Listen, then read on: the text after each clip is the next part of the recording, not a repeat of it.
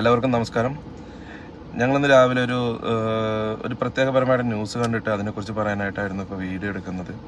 ഞങ്ങൾ ഇന്നലെ ഡ്യൂട്ടിയൊക്കെ കഴിഞ്ഞ് വന്ന് കിടന്ന് പിന്നെ ന്യൂസ് കാണാൻ പറ്റിയില്ല. ഇപ്പം ഇന്നാണിപ്പോൾ രാവിലെ എഴുന്നേറ്റ് ന്യൂസൊക്കെ നോക്കിയപ്പോൾ നല്ല ഭയങ്കര റെഡായിട്ട് ഹൈലൈറ്റ് ചെയ്ത് ഭയങ്കര വക്കാണൊക്കെ എന്താ നോക്കിയപ്പോൾ രാഹുലിൻ്റെ ഗർഭകഥ, രാഹുലുണ്ടാക്കിയിട്ടുള്ള ഗർഭം, അതിനെക്കുറിച്ചുള്ള പ്രശ്നങ്ങൾ, അരുൺ നമ്മുടെ റിപ്പോർട്ടർ ചാനലിൽ അരുണൊക്കെ കടന്ന് വികാരഭരിതനായിട്ട് ഭയങ്കര വികാരഭരിതനായിട്ട് ഇങ്ങനെ ന്യൂസിൽ പറയണം. റിപ്പോർട്ടർ ചാനലും അരുണൊക്കെ അറിയാനായിട്ട്, സാർ ഞങ്ങൾക്ക് രാഹുൽ എന്ന വ്യക്തിയുടെ പേഴ്സണലായിട്ട് ലൈഫിലുണ്ടായിട്ടുള്ള ഇത്തരം കഥ അറിയാൻ താല്പര്യമില്ല.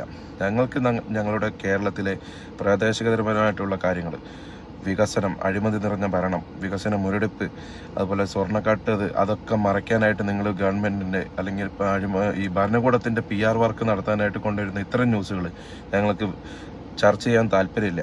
ഞങ്ങൾക്ക് അറിയേണ്ട കാര്യമല്ല. ആ സ്ത്രീയെ ബഹുമാനിച്ചുകൊണ്ട് തന്നെ പറയട്ടെ, അവർക്ക് പരാതി ഉണ്ടെങ്കിൽ അവർ പരാതിപ്പെട്ടിട്ടുണ്ട്. അത് നിയമപരമായി അന്വേഷിച്ച് അതിലെ സത്യം എന്താ കള്ളം എന്താന്ന് കോടതിക്ക് ബോധ്യപ്പെട്ട് അവരത് ശിക്ഷ വിധിച്ചോട്ടെ. അത് പേഴ്സണലി രാഹുൽ അനുഭവിക്കേണ്ട ആളാണെങ്കിൽ അനുഭവിച്ചോട്ടെ, അല്ലെ? അത് ഞങ്ങൾക്ക് അതുമൂലം ഒരു ഭരണസമ്പന്ന ഇവിടെ ഉണ്ടായിട്ടില്ല, അതുകൊണ്ട് ഒരു ഭരണ നേട്ടം ഇവിടെ ഉണ്ടാവുന്നില്ല. അത് ഞങ്ങൾക്ക് ചർച്ച ചെയ്യേണ്ട കാര്യമല്ല, അല്ലെ? വ്യക്തിപരമായ കാര്യമാണ്, അത് അവരുടെ കാര്യമാണ്. അയാൾ MLA ആയിരിക്കാം, അയാൾ അതിന് മുമ്പ് ഉണ്ടായ റിലേഷൻഷിപ്പിലായിരിക്കും. അത് രണ്ടുപേരും പരസ്പര സമ്മതത്തോടു കൂടെ ഉണ്ടായ റിലേഷൻഷിപ്പാണ്. അതിലിപ്പോൾ അബോട്ട് ചെയ്യാൻ പറഞ്ഞതും അവർ തമ്മിലുള്ള ഇഷ്യൂ ആണ്. അവർ കോടതിയിലേക്ക് കോടതി അത് തീർത്തോട്ടെ. ഞങ്ങൾക്ക് ഇവിടെ ചർച്ച ചെയ്യേണ്ടത് കേരളത്തിലുണ്ടായ വികസന മുരടിപ്പാണ്. നല്ല റോഡ് ഉണ്ടാക്കിയിട്ടില്ല, എല്ലാം കുഴിയായിട്ട് കിടക്കുകയാണ്, ലൈറ്റുകളില്ല. എന്റെ നാട്ടിലൊക്കെ 20 കൊല്ലം മുമ്പ് എങ്ങനെ പോയോ അതേപോലെയാണ് ഇപ്പോഴും, ഒരു തരത്തിലുള്ള വ്യത്യാസമില്ല. അന്ന് ഓരോ ജനങ്ങളും അവർ പേഴ്സണലി അവർ ഗൾഫിലാണെങ്കിലും അവർ നാട്ടിലാണെങ്കിലും ബിസിനസ് ചെയ്തും ഗൾഫിൽ പോയും അല്ലെങ്കിൽ കഷ്ടപ്പെട്ടിട്ട് അവരായിട്ട് കൊണ്ടുവരുന്ന കടകൾ, അവരായിട്ട് കൊണ്ടുവരുന്ന കാര്യങ്ങൾ അല്ലാതെ അവിടെ വികസനമായിട്ട് ഒന്നും നടന്നിട്ടില്ല. ഞങ്ങൾക്ക് അതൊക്കെയാണ് സംസാരിക്കാൻ താല്പര്യം. ഒരു കാലിലെ മന്ത് ജനങ്ങൾ വേറൊരു കാലിലേക്ക് മാറ്റി കൊടുക്കും, 5 കൊല്ലം കഴിഞ്ഞാൽ പിന്നെ അത് വേറെ കാലിലേക്ക് മാറ്റി കൊടുക്കും. പിന്നെ ന്യൂനപക്ഷ പ്രകടനം, അങ്ങനെയുള്ള കാര്യങ്ങളൊക്കെ കൊണ്ട് അങ്ങനെയുള്ള ഒരു രാഷ്ട്രീയപരമായിട്ടുള്ള ഒരു ഹിസ്റ്ററിയാണ് കേരളത്തിന് പറയാനുള്ളത്. അതിൽ നിന്നൊരു മാറ്റം വരണം. ഞങ്ങൾക്ക് പറയാനുള്ളത്, കേരളത്തിൽ നമ്മൾ ന്യൂസ് മാധ്യമങ്ങൾ സംസാരിക്കേണ്ടത് ഇത്തരം ന്യൂസുകളെ കുറിച്ചാണ്. നമുക്ക് നേട്ടം, നമ്മുടെ തലമുറയ്ക്ക് അല്ലെങ്കിൽ നമ്മുടെ കേരള ജനതയ്ക്ക് നേട്ടമുണ്ടാകുന്ന ന്യൂസുകളെ കുറിച്ച് അറിയാനാണ് താല്പര്യം.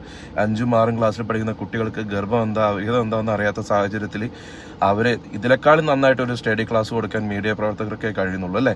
മീഡിയ പ്രവർത്തകർ വളരെ ഡീറ്റെയിൽ ആയി പറഞ്ഞു കൊടുക്കുക, എന്താണ് അവിഹിതം, എന്താണ് ഗർഭം, അത് എങ്ങനെ അലസിപ്പിച്ച് എങ്ങനെയാണ്, അത് അങ്ങനെ ഡീറ്റെയിൽ ആയിട്ടാണ് പറഞ്ഞു കൊടുക്കണം ഈ കുട്ടികളുടെ മനസ്സിലേക്ക്. കാരണം എല്ലാ വീടുകളിലും ഒരു TV ഉണ്ട്, എല്ലാ പേരൻസും എല്ലാ അച്ഛനമ്മമാരും ന്യൂസ് കാണുന്നതാണ്.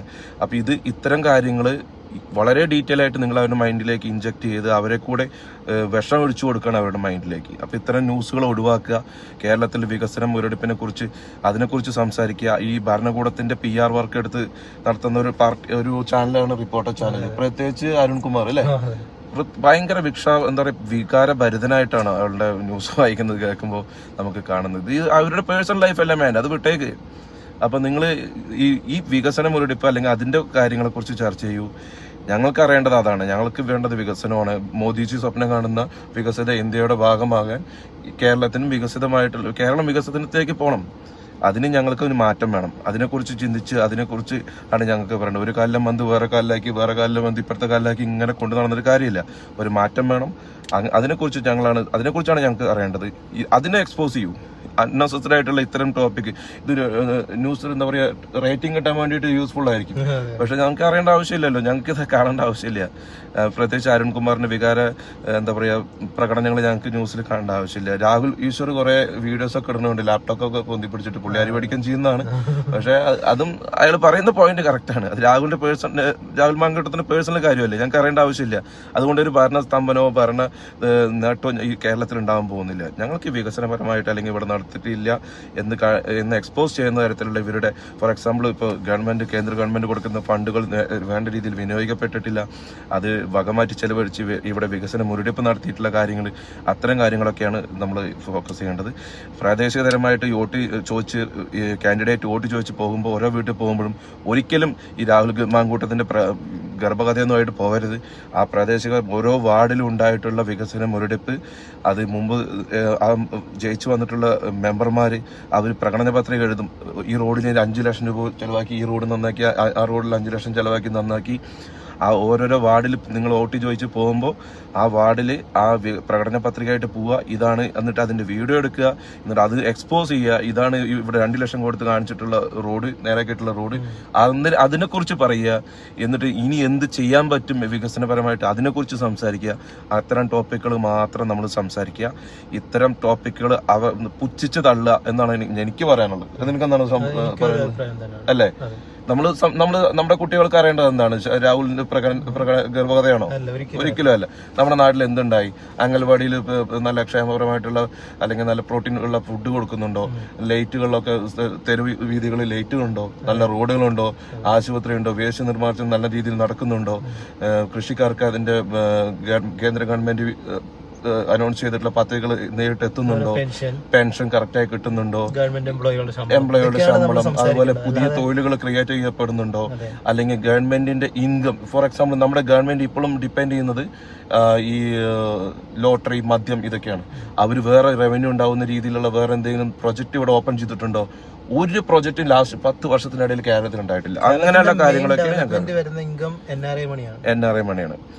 അതുകൊണ്ട് മാത്രം ജനങ്ങൾ സ്വന്തമായിട്ട് ഉണ്ടാക്കി വികസിപ്പിച്ചെടുക്കുന്ന അവരുടെ കട, അവരുടെ ഷോറൂമുകളൊക്കെയാണ് ഈ നാട്ടിൽ കാണുന്നത്. അല്ലാണ്ട് ഗവൺമെന്റിന്റെ ഒരു പ്രൊജക്റ്റും നാട്ടിൽ നടത്തപ്പെടുന്നില്ല.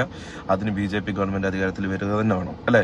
ഇതൊക്കെയാണ് ഞങ്ങൾക്ക് സംസാരിക്കാനും ഇതിനെക്കുറിച്ചൊക്കെ ചിന്തിക്കാനാണ് ഞങ്ങൾക്ക് സമയമുള്ളൂ. ഞങ്ങൾക്ക് മാങ്കൂട്ടത്തിന്റെ ഗർഭവധയെ കുറിച്ച് അറിയേണ്ട, ആരുടെയെങ്കിലും പേഴ്സണൽ ആയിട്ട് കാര്യങ്ങൾ അറിയേണ്ട. നിങ്ങൾ ഇതുപോലെ തന്നെ പണ്ട് ഇലക്ഷൻ ഉണ്ടാകുന്ന സമയത്താണ് 10 ലക്ഷം കൊടുക്കാന്നൊക്കെ പറഞ്ഞിട്ട് സാരിധ്യം കൊണ്ട് പാവം ഉമ്മൻചാണ്ടി സാറിന് ഓരോന്നൊക്കെ പറഞ്ഞു വന്നു. ഞങ്ങൾക്ക് പുച്ഛം മാത്രമാണ് അതിനെക്കുറിച്ച് പറയാനുള്ളത്. ഞങ്ങൾക്ക് കേരളത്തിൽ, ഞങ്ങളിപ്പോൾ പ്രവാസിയാണ്, ഞങ്ങളിപ്പോൾ കേരളത്തിനെ കുറിച്ച് അറിയാനൊക്കെ വേണ്ടിയിട്ട് ഇങ്ങനെ ന്യൂസൊക്കെ കാണുമ്പോൾ ഈ ഗർഭകഥയാണ് കാണുന്നത്.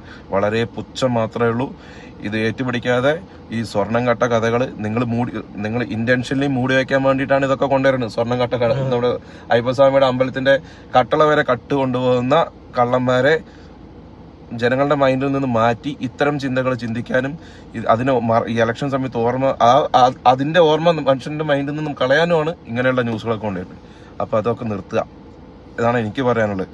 അപ്പോൾ എല്ലാവരും നല്ലതിനു വേണ്ടി, നല്ല വികസനത്തിന് വേണ്ടി, മാറ്റത്തിന് വേണ്ടി BJPക്ക് വോട്ട് ചെയ്യുക.